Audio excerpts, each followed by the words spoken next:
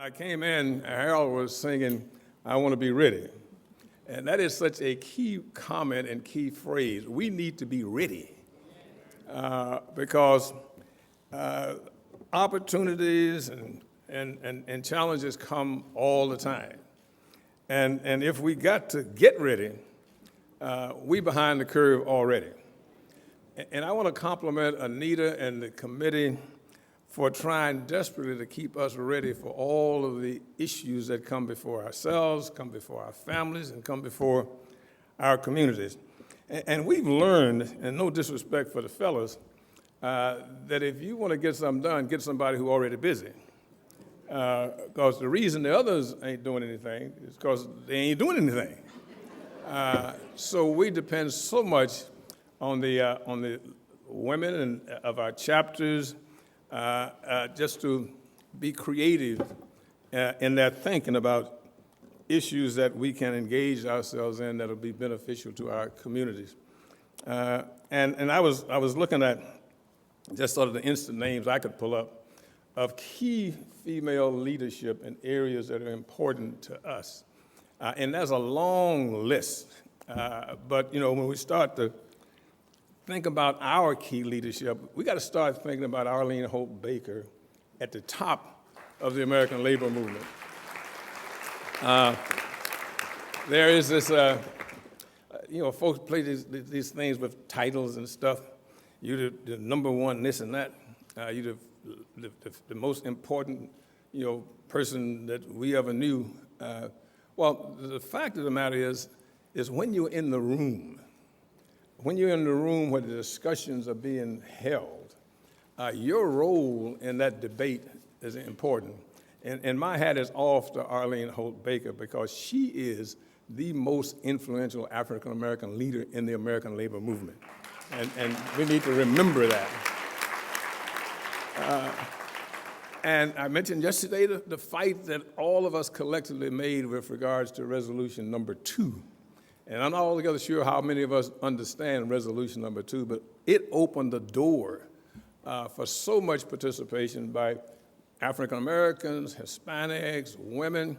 And so at the federation level, we have Arlene Hope Baker and we have Liz Shuler as Secretary Treasurer.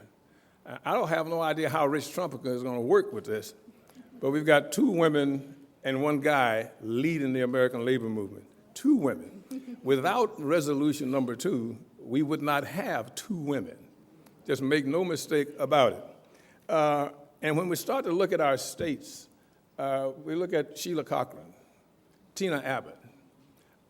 We look at Elena DeRosa or Sandra Williams, women who have risen to the top of this movement and are carrying on their instinctive work. I mean, you don't have to tell women, you know, 5 or 6 times how to do something or what to do. We have a special program for the guys. You know, we limit, we try to limit the repetition to about 6 or 7 times, and we assume that they got it at that point. But think about it for a minute. The key issues of our time are now in the hands of women. They are in the hands of women. Senator Kennedy was most suited as the Secretary of State, bless her heart. But you look at the Congress, and you look at Maxine Waters, or you look at Barbara Lee, or you look at Sheila Jackson Lee, women who have taken on incredible obligations and responsibilities and handle them as you would normally handle housework. I mean, they are in sync with the times. Carolyn Kilpatrick from Detroit, or Marcia Fudge. I mean, where is Marion? Is Marion here? The daughter of one of our members who has now moved into Congress and is carrying on the stuff she learned at home. And that's how to take care of the interests of people who live in our neighborhood. So we are in a great position. We just got to get y'all into greater positions. Resolution number 7 helps do that. Who knows resolution number 7? Yeah. Resolution number 7 will provide to wherewithal to women at all levels of the labor movement to move up in their local unions, in their district councils, in their state federations, in their central bodies, And it's because of the work that you did as we prepared for each one of our AFL-CIO conventions. The mentorship issues, is so key.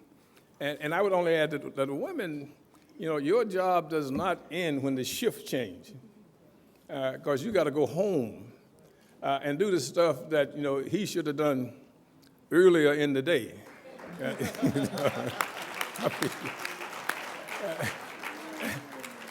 And so the burden is so great, but you're up to the challenge.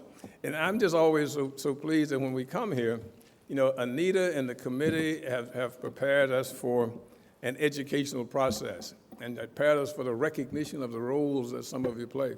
So you are an asset to us. And I would end with the phrase that I feel strongest about. As women, you should not satisfy yourself with taking part. You ought to be more interested in taking over. That's much more important. So with that, let me say thank you, and once again, let's have a great convention.